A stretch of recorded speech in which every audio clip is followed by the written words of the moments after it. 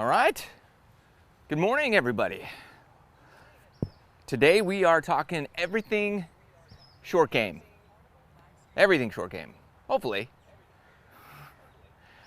Trying to get our games in shape best as we can. And really save par. Save par is the key. Make as many birdies as we can along the way. So what I was noticing, I was really conscious of my gameplay the last few times I was on the course and just what specifically I'm doing when I get in trouble and to save par. And so I wanted to just talk about that and go through the things that I think about, and it's all related to the short game, because that's really when I get in trouble and I'm trying to save par. We all have to lean on that. So I was on the course, I'm gonna have a video on this, I'm gonna put it together. So I drove it to the right, I was in the trees, it was a long par 4, I had about 200 and some yards to the green. There's trees, I've gotta go under, but my 4-iron, it was a 4-iron shot, but with a full 4-iron, it was gonna probably hit the tree, so I needed to go lower. So I took a 3-wood. It was one of those risk calculations. I'm like, okay, even if I hit a horrible 3-wood here, I'll probably skip it along the ground and it'll roll out there to 80, 90 yards or something like that. And that's exactly what happened. So then I just hit this little knockdown gap wedge from 84 yards and saved par. But all that shot was just an easy shot from that position, and I knew I was going to get this within 5 feet of the hole from 80 yards, just based on where the hole was cut and and the shot I needed. So what I noticed though is a lot of us, that shot and all our short game shots stem from right in here. This little back and forth, a long pitch. And I have a 7-iron right here. So everything from 150 in our short game, you can utilize this swing. And I would really recommend you do this on the golf course when you're playing some rounds. Just say, okay, from 150 in today. So the next time you play from 150 yards in, you're going to hit these shots. It's something I do all the time. So normally my 7 would go 165 yards. But in this situation, that might go 110. And that would be my shot. So from 150, I might hit a little 5 or 6 iron. Just doing this. Little back and forth. And there's some technical things that we need to do to make sure we can hit the shot perfect. And the first thing is our hand path has to be, it's so easy when you take a shot right here, this little half swing, to be here, and you're keeping everything tight into your body, right? Your armpits are in, you feel like you're squeezing your shirt in here. If you tuck your shirt sleeves in and just hold them in, that's the shot where your armpits don't get away from your body, your arms. Right? You're not flying open. It's just everything is in here. So it's really easy to then just come over the top, to drift over. That's just an easy thing to do. So we got to do some stuff to make sure we don't do that. So I like to get my alignment stick. It's really awesome when you're on a mat. If you have a mat in your yard or something and you're hitting into a net and you have some grass also, this is perfect. If you're at the range and you're on the mat, you can just get your bucket of balls and do the same thing. Just like that, okay? And I'm just gonna put my ball just inside here. I don't wanna hit the bucket, so we gotta maybe move that away over here. And you can adjust this however you want. Great. And so I'm just trying to have something visually in my sights here that's going to help me That's low. I like that. That's going to help me keep my hands under the plane, right? I don't want to hit that. Might be a little. Perfect. So it's just something here. This just keeps me from drifting over. So I'm going to take it back. Just rotate here and rotate through. And this is just keeping me underneath that plane. This is a key piece here. Because otherwise, it's so easy to let those hands just drift over the top. Obviously, in a full swing, you're way back here. So, yeah, although it's easy to come over the top up here also, but when you're taking that full swing, you know to come down. You know, that's just kind of a conscious thought for a lot of people. But on these little chip shots, you're right here, it's just, I mean, even that little bit can really get you in trouble. So just something like this when you're chipping is going to help you come just slightly from the inside out and keep that face square. I am not rotating that face through the ball on these shots, okay? I really don't. You don't need it. You don't want it. Typically, you just want to take it back. And even if you push them, that's fine, okay? But you don't want to get that little hook flip move going on these little shots. And these are, once you get these down, it's a game changer for you. Okay. So one of you, let's see, Pose, Rail, I see. Do you think keeping a slight bend in your elbows on your short pitch shots, or is it an automatic feeling for you? So when I set up, this is a good question. I am just loose here. I am not consciously extending my arms and locking my elbows. I do have a little bend in both elbows because I'm not focused on this thing here. A light bend. As long as you're not breaking down as you go through, that's fine, but we're gonna rotate and extend our arms in the follow through. So in this shot, the first piece, you know, we really want our hands, slight soft bending elbows, rotate under that plane, keep that face square, and then just extend it out like I'm tossing a ball underhand. You hear that a lot, but that's just what I want. That's the feeling I have out in here. Like I'm just tossing that, and my palm would be facing the sky, so you could set, you know, a ball on it or something. It would just be, it wouldn't, you know, my hand is not rotating over like I'm shaking a hand. I'm just here underhanding this shot. Okay, right here. That's going to be something we need to work on a lot with every club. So 7 iron, 8 iron, 9 iron, all these clubs, but it's really the same motion for all the clubs. So, you know, once you get it down, you got it down.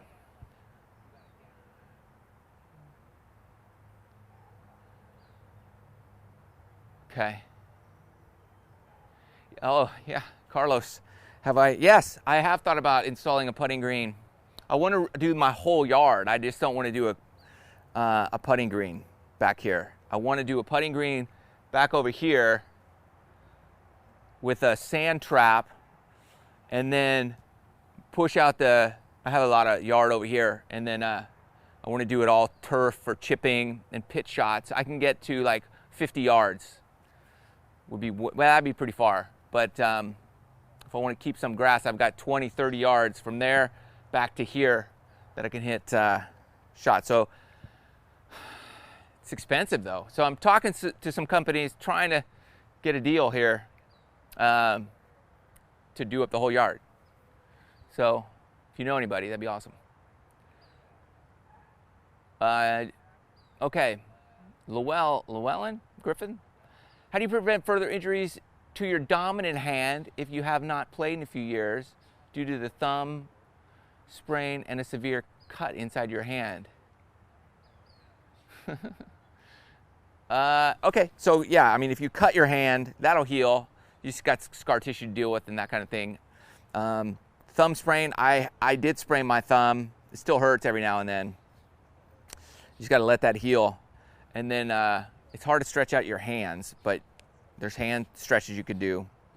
Stretch out your body. I do some yoga. That definitely helps your back and the rest of your body. Keep you from injury free, but your hands are tough, especially if you sprain something. You just got to let it heal and come back when you're ready to go. Okay, this move doesn't apply if you're already shallow. That is true. Yeah, if you don't come over the top, then this doesn't apply. However, the body rotation does. So if you're too shallow already, you're in here.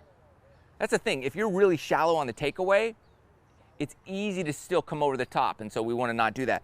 So if you're too shallow here, I would recommend just taking the club back a little straighter, but still keeping your hands in. Okay?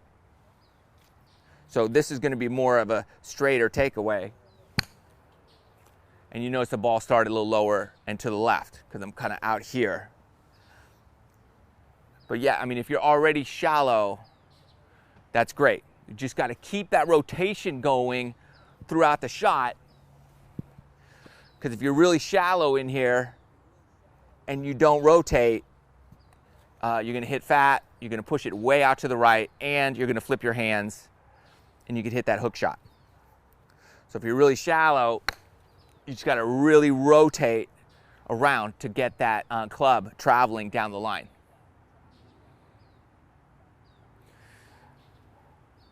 Right, okay, so you can use the towel also to keep under your arms, which is great. I've got this slot shot that I use, which is cool. It just hooks on my belt. And I could use it in my front arm here, which is great. I love keeping this front armpit down for this shot. Gives you great connection. And then you can obviously move it to the backside and do the same thing. Or you could just use a towel. This is cool because it just hooks on my belt and I'm good to go. That kind of stuff is great and a great drill for your hand path. Keep it in. Sometimes I just tuck my sleeve in. You know, when I'm on the golf course, you're allowed to do this, is just tuck your sleeve under your armpit and just take a few swings. And that's your feeling. And then step up, you know, and hit your shot right in there. Boom. And the reason this is so critical is because you're going to use this for so many shots. You don't just have one option with this. I mean, you have multiple clubs. So when I pitched out, or when I hit that horrible shot with my 3-wood, punched out 85 yards, I took my gap wedge, which goes about 115, and I just, you know, really flighted it down with one of these shots, swung a little faster than I'm doing here, and just like that, it flew, skip, stop, kick in, par. So that's what we're looking for when we get in trouble.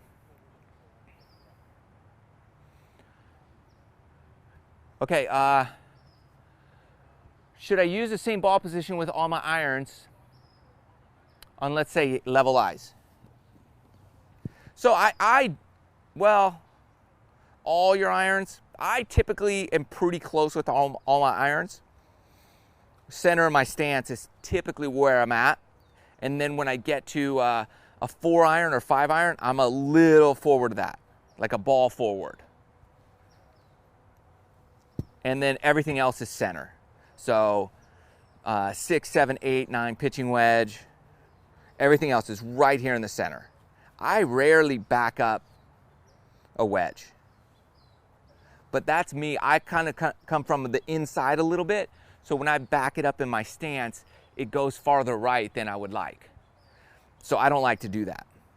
So then my body knows, like I have to flip my hands a little bit and I get, you know, higher shots that I'm not used to seeing, and nor do I want.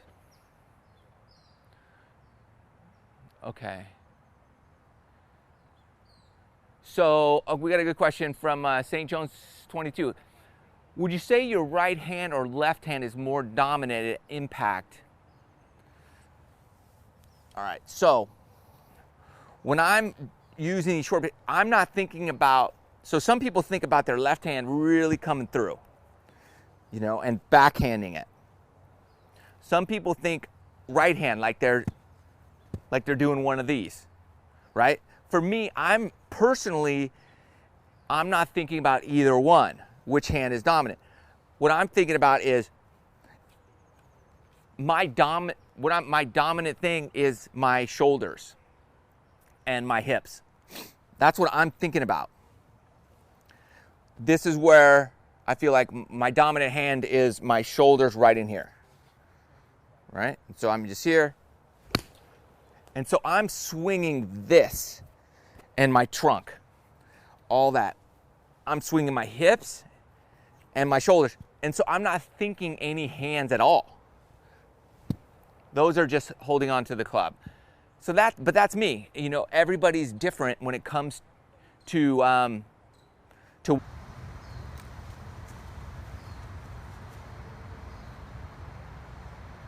we might be back. We might not.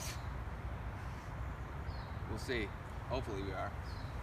Let me know. You know, sometimes crazy things happen.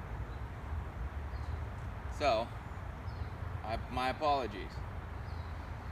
Hopefully everybody's back on track here. It's, you know, the internet. Don't know what goes on around this town. I'm just even my computer won't. Sometimes the, you know, what are you gonna do? Technology. Okay, where were we? I think we're live. I don't have my my computer's not. There we go. Hey, welcome back, everybody. Where'd you all go? Okay. We're back. We're back. I lost everybody, but those who are here, awesome. Okay. Okay. So we were talking about just our chipping, our hand path. So we want to work on that with our alignment stick. Make sure that's good. And then the other thing is our knee action. Okay, this is very important. When we're doing these shots, especially with our wedges and closer shots to the green.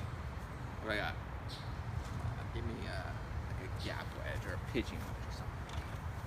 So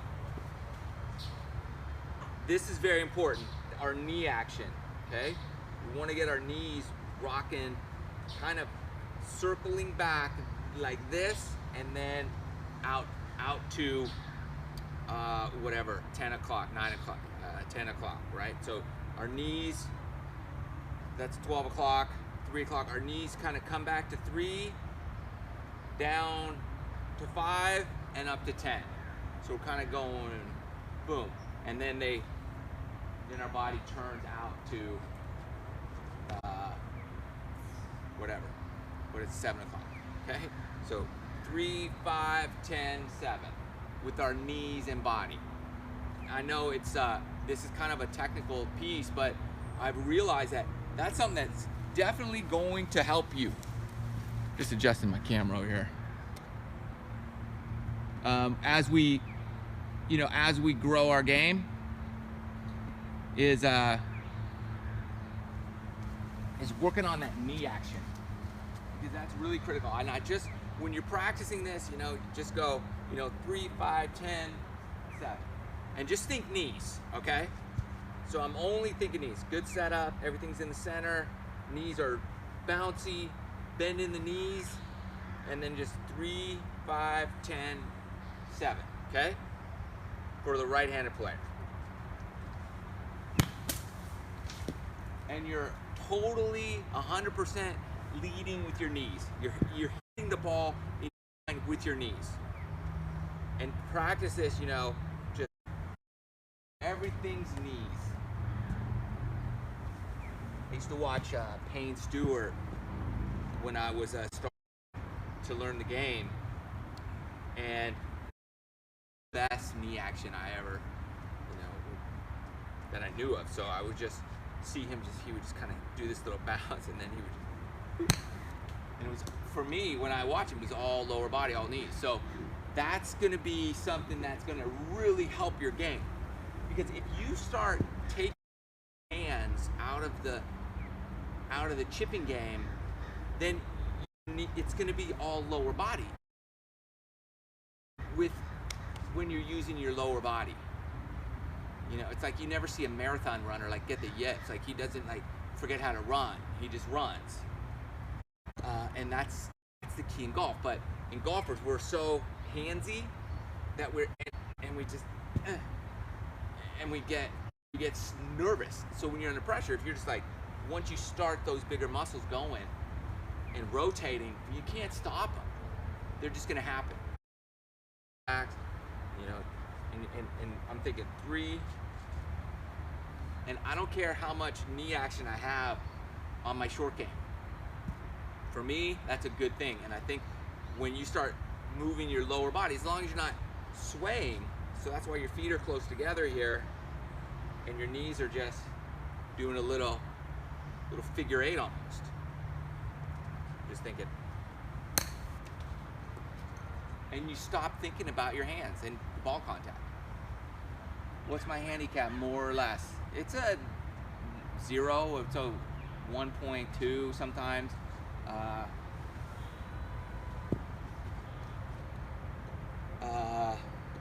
It's, yeah, sometimes it's a plus 1. It's right around there. One of you was asking. Thanks, Pose. Okay, when you hit a shot uphill, do you hit a flop shot or would you hit it normal? Okay, I'm gonna assume that's a short game shot. So I'm around the green, I have an uphill. So when I have this uphill lie, let's say I, just have a short shot around the green. I won't hit a flop shot. That's not necessary. It's gonna go high anyways. And if you have a 60, this is a 56 right here, but if you have a 60, it's gonna go up if that's uphill, depending on the severity of that slope. So you don't need to flop that thing. It's just probably gonna, you run the risk of sliding that club right underneath the ball and missing it if you try to flop an uphill lie. So for me, I would keep that face square, really square, and then just boom. And I'm kind of doing the opposite of a chop or a flop. I'm trying to chop at it, and it would be like as if I'm hitting a low shot, because it's just gonna kind of even it out, but it'll still go really high. So this would be, my shot right there for a really uphill one that I just want to punch. I might even use a gap wedge or something so it won't go as high. That's typically what I like to do. But the hand path is going to be key for your shots. So then,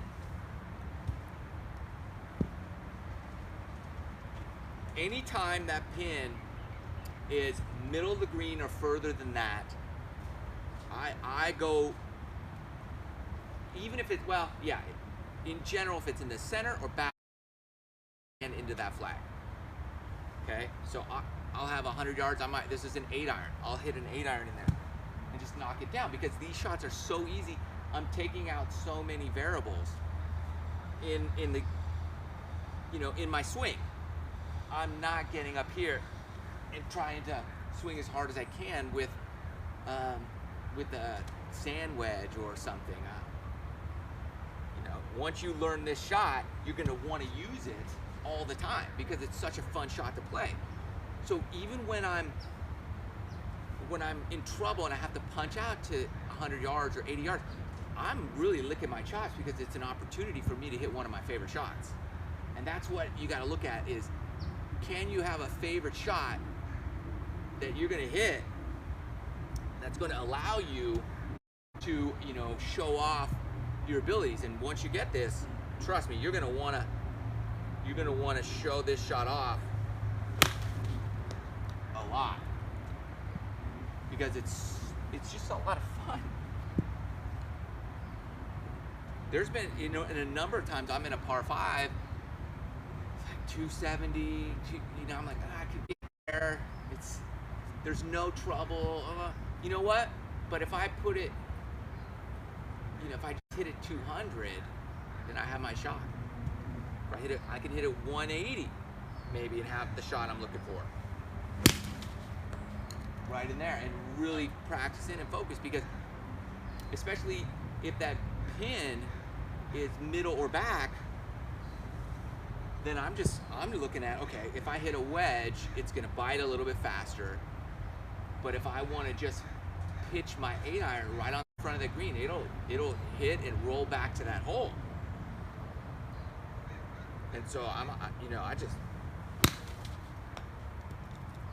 and these pitch shots, think about it. If you have a shot around the green from 20 yards, like that's not a difficult shot. Is pitching the ball. It's one of the easier shots. A long chip, once you get your hand pat down, you're gonna be all set. It's just a matter of using your lower body correctly. And my weight, I don't feel like my weight is forward. A lot of people will tell you, put your weight on your front foot, which is not a bad thing, but then you run the risk of coming over just a touch. And in these situations, even if you hit a good shot, if you come over it a little bit, you pulled it, you know, 10 feet by that time, and you're like, okay, that's awesome. But if you didn't come over the top, that 10-foot putt would be like a 1-foot putt or a 3-foot putt. So even that little bit can really, really hurt you.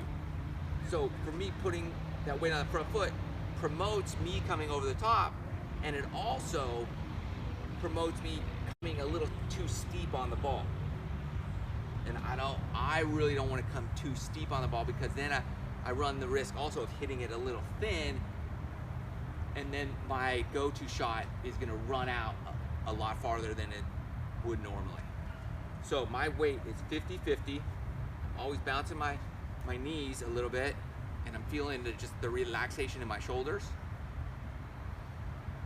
Hands low, hands loose, and then I'm thinking start the backswing with my just right here, just me going back to 3 o'clock, boom, right here, and then, you know, it's a little hip turn, and it's just getting everything going.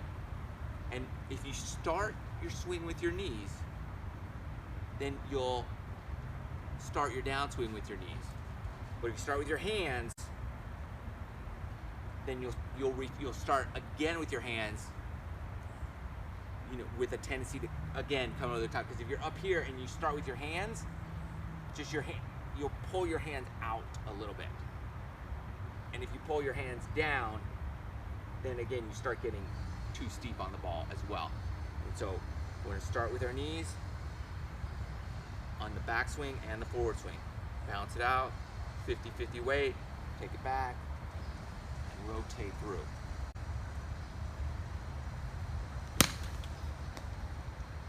And sometimes I feel like I get a little wrist cock kind of, which is okay, I don't mind that. Some people don't like that. People want to keep it as straight as possible, but you know, I just stay relaxed, let it do just the natural, whatever, you know, happen naturally. I'm not really thinking about it. I'm just thinking about taking it back and rotating around the ball.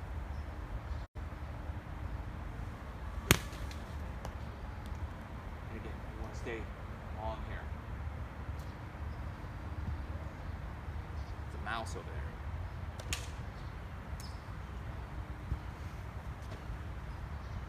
Mouse went by. Oh, my video lagged out. Oh, yeah, my current handicap's currently That's a good question. It's currently a 1.2 would be my index. Currently. But typically, it's right around there. It goes, it varies from +1 to 2. So I'm right in there.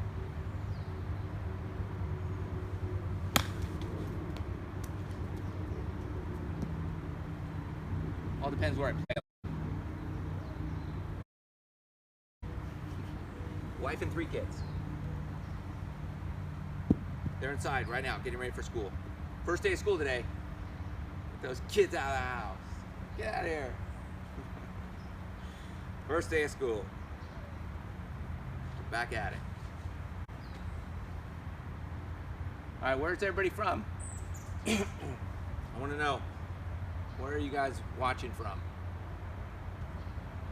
And then we'll work on some other drills here that I love that will really, really help you in your short game. And I've done this, I'm losing my voice, I've done this before.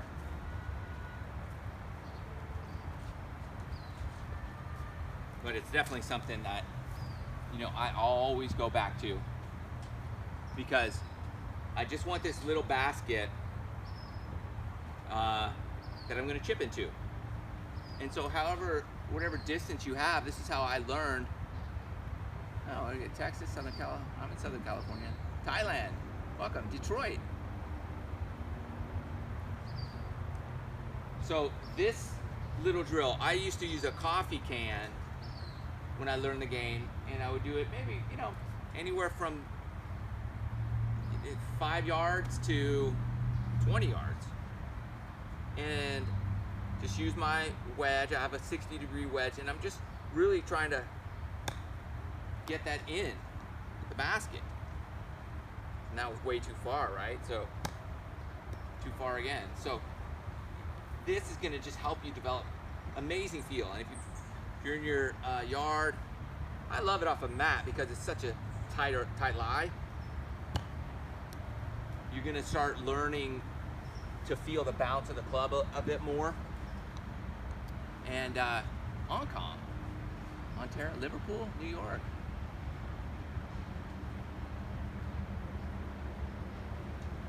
Other than yoga, do you try to maintain a healthy diet and exercise? I do.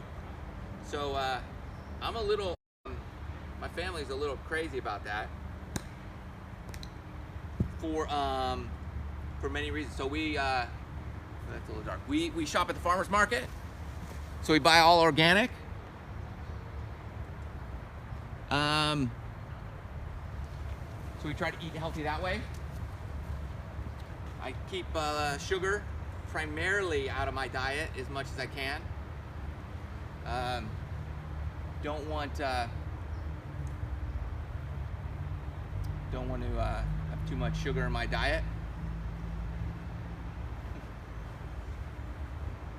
And I don't drink or smoke or anything. Not that you can't drink, but I just don't. So I really try to just watch what I eat, try to eat healthy. And I stay away from any medication for anything, to be honest. There. Oh, I thought I made one. It's just a great drill. You just, trying to get my feel. And the shorter the shot here, the better.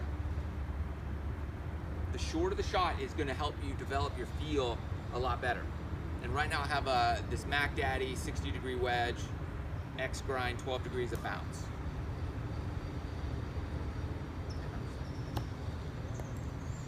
Always following through. The one thing, one of the other things you want to focus on when you're working on your short game is follow through. And this isn't follow through, right? Follow through is always your chest and your body rotating around to the left. That's follow through. So you can have a short little shot and rotate all the way through. That's a great way to go. Always rotate through with your short game. And then just keep chipping. And again, my weight is 50-50. That ball is center of my stance. My club might be open like 2 degrees. Look at it, like it's... This shot is so key because you have this so many times on the golf course. You know, when you miss a green, a lot of times you're just off the green, you're in the rough, and you just need to chip it right there and let it run out a certain distance. So you just pick the club. I want the ball to run and roll out after I hit it there. And that's what I base my club selection on.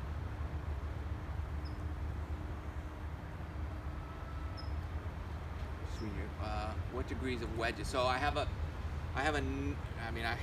20 wedges, all different degrees, but I usually use a 60, a 56, 52, and then a 48. It's kind of my basic setup, but I also have a 54. I have a 50. I don't have any 58s. Interesting. I have a 50. So lately I've been playing the last few rounds with my Mac Daddies, which are 48 degree pitching wedge, 52 degree gap wedge, 56, and a 60. Okay, do I ever make full swing with my wedges? So the answer honestly is no, unless I'm like, I've got like this pine tree to go over, you know, and then I'm opening the face and really whipping at it.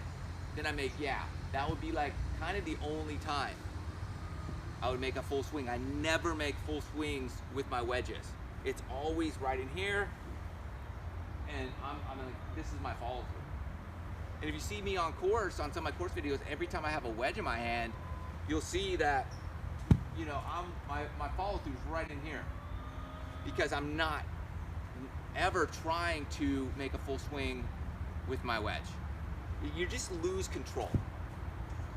My driver, yeah, because I don't mind if I hit my driver 20 feet offline, right? That's not a big deal, because I'm still in the fairway. Going out with the sun, right? Like, it doesn't matter if you're 20 feet offline with the driver, or 20 yards offline with the driver's fine too, right? But 20 feet or 10 yards with my wedge, I mean, that's 30 feet. That's gonna kill you. So I don't want that. So I'm never doing full swings with wedges. This is a 50 degree gap wedge. And yeah, I'm always slightly more narrow stance than normal, okay? So my stance, like driver, I'm bringing in, but less than shoulder width. And then, you know, that's my wedge swing, typically. 3/4 is a good mindset.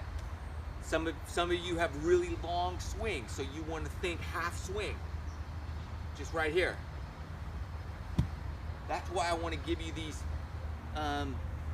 go-to chip shots that are going to save you so much. So many people have 100 yards and you want to hit your 100-yard club. Well, make your 7-iron your 100-yard club. Obviously, okay, if the pin's in the front, then you probably don't want to do that. But even if the green, you know, if the greens are soft enough, it's not that big a deal. Or if there's a little bit of fringe short, that's fine too. But I'll look and say, if the pin's in the front, I'll take a little wedge. Let's say I have 100, which would be my stock shot 56 degree. I would use for 100. Okay, that would be perfect for me. But what I'll do is I'll just open up a little bit with maybe a gap wedge, open up the face, and take my 3/4 swing and just play a nice high cut in there. Just, it'll only cut like a yard, but I'll just open it up. Let's say this is my gap wedge, which normally goes 3/4 swing like 115. I'm right at 100, right at the limit of my sand wedge. Open up that gap wedge just a touch and play just a little tiny cut when that pin is up front. These are things that are going to save your game. What, should I stop keeping legs together? Well, so one of you was asking, Wayne, should I stop keeping my legs together on short chips? No, I like legs together. I mean, well, how together? So you can get your bucket or your basket. You know, I squeeze it in. So short chips, this is what I keep in the whole time. Short chip, I keep my knees kind of pushing inward, like this. Like this I like for short chips. You know, on your full swing, you want that action, right? You want this to come out and then drop down and rotate around. That's what you want on a full swing. But on short chips, you just want to, I just squeeze that basket in and just keep it tight. Okay? What you want. And then try to turn the front or the back, you know, this side of it, try to turn it where you're aiming. That's how you get a good rotation. So you're, you know, the open part of the basket is facing the target or the back side, whatever, however you're doing it. I like the back side actually better because it's a little skinnier. I get my knees a little closer together, but then I want that pointed at the target. That's a great kind of thought process. So legs together, no, but pushing together, yes. That'll help you get your feet moving in the right direction.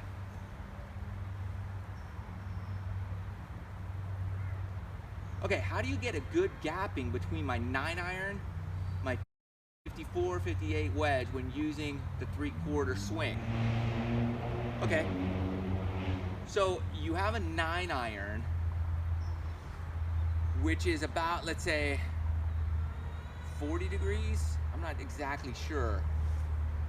And so you need something in between that 9-iron and the 50. So right now you have a 9 and a 50. So there's something missing in between there. You're missing a pitching wedge. You have a gap wedge, sand wedge, and your 58, which is awesome. But you need like a pitching wedge, which I didn't notice that was in there. So I would go with like a 46 degree also to get in there. Does that make sense? And then your gapping should be good. Because if you're always doing that 3/4 swing, then the only variable is going to be the loft on the club. And then with the right lofts, you're good. Because you just didn't mention a pitching wedge in there. So I would make sure you had that. And then just practice that. And you should be good. All right, who's that? Mano? Okay, when you hit a thin chip or pitch, is it because you are leaning back or hitting up on the ball? Typically you hit it thin. Yeah, the sun's coming up. It's blinding us.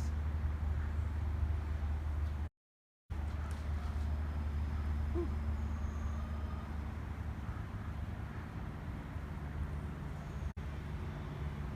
Oh, you have a pitching wedge. Okay, no worries. So then it's just the consistency of your swing, Mano, is to make sure you're always taking it back the same distance and you're rotating through, and just work on the same rhythm, and you should have good gapping between those. Meaning, you know, the distance between each club should be consistent. right camera is blurry. I know it's blurry, that's weird. I think it's the sun. Check on that here.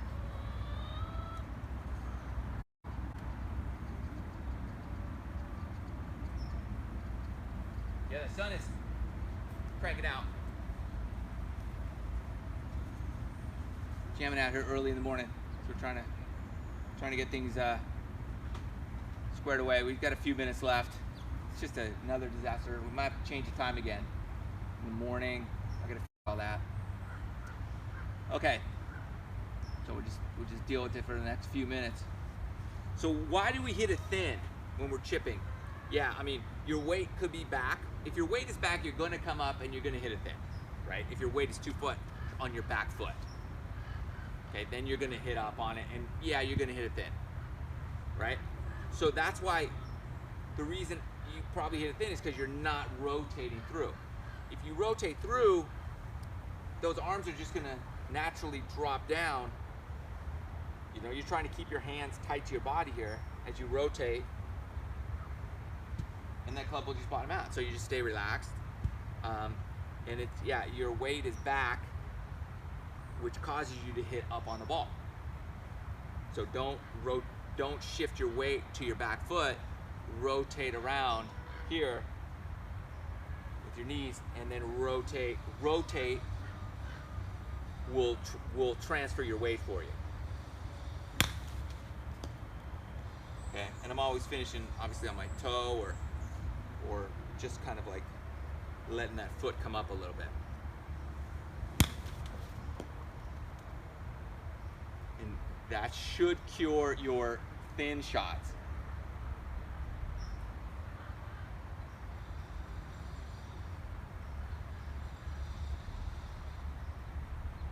Okay, a couple more questions here. How do I get more backspin on my 60-degree wedge to get it to roll back? Okay, so I typically don't spin my 60-degree backwards. The clubs that will back up on me are like my pitching wedge, my gap wedge, and sometimes my sand wedge. And that's because I'm flighting them in lower with a lot of spin, which is that 3/4 swing here, and I'm right there, and then you really clip it really clean with that 3/4 swing, and it gets a lot of spin. It comes in a little lower and spins back. 60 is gonna go really high, so it's in the air spinning a long time, and by the time it lands, it'll just kind of stop. Unless you're good at really sending that in low, it's not going to back up that much. But if you can, you know, if you want to try that, then yeah, you're really leading with that shaft angle, but you gotta rotate the ball and pick it clean. I don't really find any need to really spin my 60 backwards. It's more like a high, soft touch shot. The other ones, there's certain times I will send it past the hole knowing it's gonna come back, but I'm usually hitting a gap wedge or a pitching wedge or something like that. Is it worth buying a pitching wedge similar to my other wedges, or keep the wedge that matches my set? Okay, that's a great question, Paul. I did a number of videos with Bob Vokey of Titleist, and he always said, use matching wedges. All your pitching wedge, gap wedge, sand wedge, lob wedge should all match. So I was getting the Vokey, the SM5s at the time, and we matched my pitching wedge, and we took out my Titleist AP2 pitching wedge. Because that one's going to go, so the Titleist AP2 pitching wedge, it's a great wedge, but I was getting wedges that were these Vokeys. I have them right here. Here it is, okay? So, and then my forge clubs, it's a forged cavity back, the AP2. So I didn't want my pitching wedge, and Bob Vokey was saying, look, you don't want your pitching wedge to be dramatically different from your other scory clubs. You want them to be the same. And you're gapping, so my other pitching wedge would go so much higher and farther, to be honest, than this one. But because my next club was my gap wedge, which is in this set, my gapping would have been different, it would have been off. So he really was a big proponent of making sure your 4 wedges all match. And then when I go to the 9, then that's where you can kind of switch it up and go back to your set. So hopefully that helps. Okay. So yeah, I would say it is worth buying a matching one. Okay, I have a 56-degree wedge and it works well. However, I would like a wedge that has a higher ball flight and stops quicker. So new wedges are going to stop quicker. I mean, obviously new grooves. You can go with a 58, which is a great club, or the 60-degree, Nate. Those will work out well for you. The 56 is your typical sand wedge, and those are, you know, that's an awesome club. And then I would probably get one more loft than that. And if you're using a 56, then the next club you would want to get in terms of, you know, proper gapping would be the 60, because that's 4 degrees of loft between those two, and then you want to be kind of in that range. Okay, when does an amateur really need to replace wedges? I know it varies, but I am just looking for an idea. Every 2 years, I would say, on average, depending on how many balls you're hitting. Like if you look here, I don't know if you can see because of the sun, but I mean, these wedges are worn out, and I use these for 2 years. These are the SM5s, and then I went to the SM7s, so I just got those. So I would say every 2 years. I don't replace my wedges every year. You know, a pro on tour, he'll replace his wedges probably 4 times a year.